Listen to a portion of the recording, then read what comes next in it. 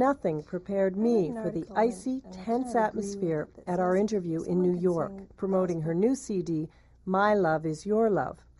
Whitney arrived an hour and a half late, gave the evil eye to everyone in the room, and, in an act of defiance in an elegant setting, kicked her shoes off and stuck her stocking feet on the table.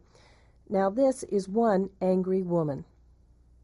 Okay, now this is the first interview for the new record. You are rolling out the publicity and the press machine.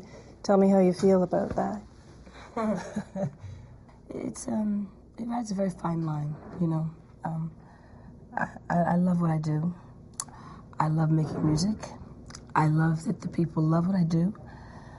Then there's a side to it that is a little more than one can take at times, you know. There's a lot of demands made upon an artist who has a product out that you must support if you care anything about it at all. And then there's the press, you know, and you have to deal with that again, you know. So it's like... So how do you steel yourself, you know, for getting out and doing it all again? What do you say to yourself? You focus. You focus on what, you know, your objectivity is, you know, and it's about music, you know. It's about relating to people who love your music and buy it. And if you can keep that in mind, you know, it's worth it. You don't get sidetracked and get bitter. I always look at the press that's been written about you, and a lot of times I feel like, do you feel like a target sometimes? Sure. Don't you think that they target me and my family? I think they do. Whether it's based on popularity or just, you know, people just, you know, like to feel like we're just like them, you know, in some way or another.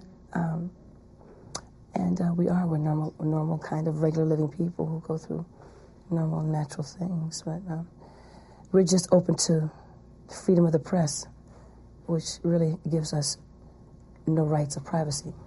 Did you just pick the wrong business?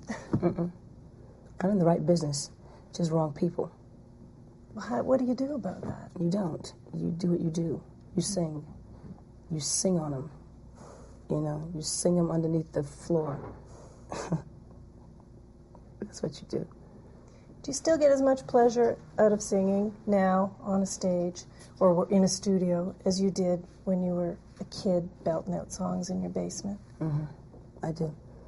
I get the same thrill, the same feeling. When that feeling changes, I think it's time to stop. If I don't feel the same as I do about singing, if a melody comes out of my mouth and it's just not pleasing to me, and I'm not enjoying it anymore, and it's not from here, then it's time to stop because it's not going to transmit. It won't transmit. I won't sing songs I can't transmit. How important is the audience and all that? There's nothing like that audience and artist give and take situation. You have thousands of people who you know came to see you. And that's like the most joyous and humbling situation, really. What way does it humbling? I mean, you know, you're there and they came to see little old you, you know. I'm not doing any tricks. I'm not flying in on a trapeze. I'm just singing. And if that's what makes people happy, I mean, that's all right with me. I can do that. That still impresses you, eh? That all these people just show up to see you sing? Yeah. I still ask her, you think people are going to come? Still, get out of here. Yeah. Maybe if you wore a pair of shoes, more people would show up, wouldn't it? Well, maybe so. Not today. I read an article, and I kind of agree with it, that says if someone can sing gospel music, they can sing any kind of music in the world. It's very true. I agree. I do. What do you hear in gospel music? What have you taken to that and used in other things? Gospel is just it's one of the finest utensils you can have to enter into music because it teaches you to be your own music, you know. What do you mean?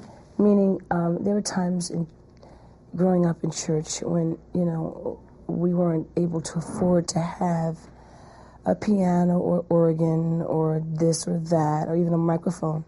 So you had to compensate, and you had to work harder to be heard and to reach people and to get people to feel what you were feeling if your faculties were not all there. And we've had to work like that at times.